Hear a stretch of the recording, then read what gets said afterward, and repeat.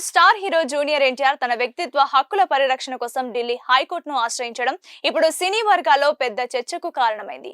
Social media, e commerce వేదికల ద్వారా తన పేరు, ఫోటోలు, వీడియోలను అనుమతి లేకుండా వాణిజ్య ప్రయోజనాల కోసం వాడుతూ వ్యక్తిత్వ హక్కులను ఉల్లంఘిస్తున్నారని ఎన్టీఆర్ కోర్టులో పిటిషన్ దాఖలు చేశారు. తన పేరు, ప్రతిష్ట, ఇమేజ్ ను దుర్వినియోగం చేయడం వల్ల తనకు నష్టం కలుగుతుందని ఆయన పిటిషన్ లో పేర్కొన్నారు.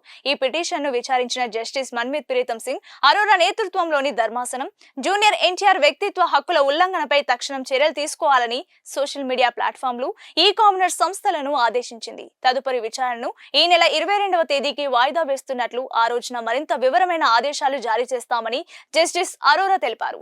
గతంలో బాలీవుడ్ నటులు అజయ్ దేవగన్, అభిషేక్ బచ్చన్, ఐశ్వర్య రాయ్ బచ్చన్, అలాగే మెగాస్టార్ చిరంజీవి, నాగార్జున వంటి దక్షిణాది ప్రముఖులు కూడా తమ అనుమతి లేకుండా పేరు, ఫోటో, వీడియోలు, ట్రోల్స్ వంటివి ఉపయోగించకుండా ఆదేశాలు తెచ్చుకోవడం కోసం హైకోర్టును ఆశ్రయించారు. ఇప్పుడు జూనియర్ ఎన్టీఆర్ కూడా వారి బాటలోనే ప్రయాణించారు.